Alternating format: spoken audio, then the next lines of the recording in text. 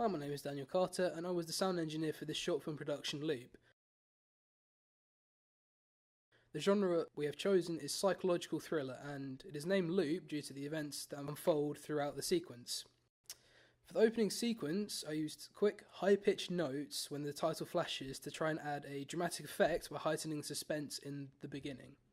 The background noise was captured on site as location sound in Cambridge, as it was raining at the time of filming, but it proved challenging as the microphone kept being affected by the water and tapping could be heard under the recordings where rain fell on the mic.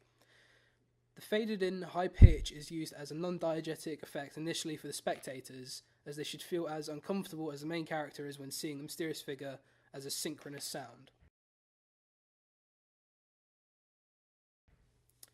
The high pitch returns, but as a diegetic effect, as it directly affects the main character, shown when he is holding his face with his hands, showing discomfort. The transition noise is a sound bridge from shot to shot, inspired by the noises similarly shown in shows and films, in particular the BBC's Doctor Who, where the TARDIS materialises. I accomplished this by taking a passing jet engine sound clip and a bomb explosion, and making them sound similar pitches and making them fade in and out on Adobe Audition. I then recorded Foley sound of metal hitting and scraping against a table, including this in the build-up to the eventual transition sound. Unfortunately, the build-up is less prominent at the start as the high pitch overshadows it, and increasing the decibels of the clip would have corrupted the sound itself. The sound bridge to London proved a little challenging, as I was unsure when to begin the establishing sound of the traffic, either as the transition occurred or after it had faded out. The tolls from Big Ben were included as it gives a sense of familiarity and is also part of establishing sound, as we can associate the bell toll with a low angle shot of the iconic structure itself. It was also more challenging to include as they were recorded whilst we were recording in London, but there was a significant amount of locational noise interfering with the recording. I therefore had to try and remove as much as possible whilst also having to increase the sound of the bell itself.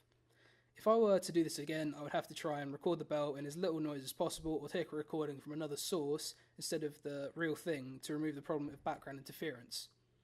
The high pitch returns when the mysterious figure is walking in the distance. However, I was not completely happy with how this turned out, as the high pitch seems to crackle where I've joined the two of the sound files together, meaning there is an obvious marker where I have had to combine them.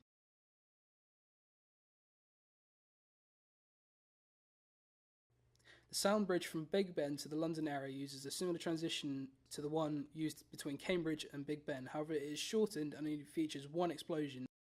This part of the film was not particularly interesting in terms of how the sound affects the spectator, aside from the turn of the mysterious figure when he is seen in the shot, as there is little occurring in the background, so I had to record background by the Thames to try and emulate what it sounds like there. The swish pan transition from the London Eye to Buckingham Palace was accompanied by a sound bridge that is similar to the one used between Big Ben and the London Eye. The background used in the first shot was taken from what the camera captured on location, as it seemed to fit better than what I had originally captured, shown as the volume of the background increases with the proximity of the camera being closer to the roadside. With walking shot down the Mall, I used a more quiet background of cars passing simply because there was not a lot of significant traffic on the roadside, where it was closest to the camera,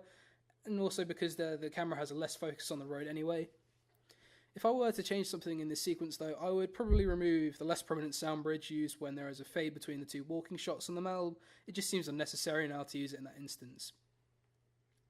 Ambient sound was taken from Trafalgar Square whilst we were shooting there, but unfortunately the majority of the background was interrupted with people either walking past or talking close to the microphone, so I had to improvise with editing the remaining background and reversing it to make it sound different to before. Although it was faint at first, at around 2 minutes 16 seconds you can begin to hear the build-up of the metallic sound, which I tried to include in the very beginning sequence, and it continues to build up until the sound bridge used at the end of this sequence.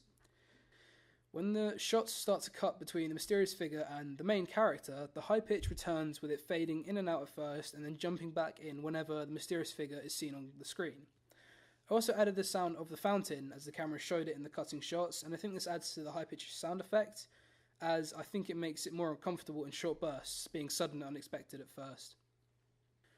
The last shot in this loop has a continuous high pitch that continues from the shot previous, and I would change this if I were to do this again. I would either increase the volume of the high pitch to make it more prominent as the mysterious figure raises his head, or I would add in a different sound effect to show how the figure is affecting the main character. The second loop is quite similar to the first one in that the sound effects are pretty much the same, however some have been removed to fit the shortened time of the loop. In this loop I changed the bell tolls so they would match with the cutting of the editing to try and create a sense of pace that has increased throughout the film. I included a high pitch in the Big Ben scene to show off the discomfort the main character is in, and then I faded it out when they sort of shake it off and begin to walk away. Towards the end of the film I added in another high pitch, which fades in when the main character shows extreme discomfort, and this builds up to the sound bridge. For the waking up shot, I used the original sound recorded on the camera, but had to reduce the volume. I'm not completely fond with this sound though, as I would have preferred to have a breathe out as well, followed by heavy breathing as well to show panic from escaping the loop. Overall, I feel okay with how this project turned out, with the exception of certain things which I would have perfected or changed to make the sound design of this project more to how I would have preferred or better overall.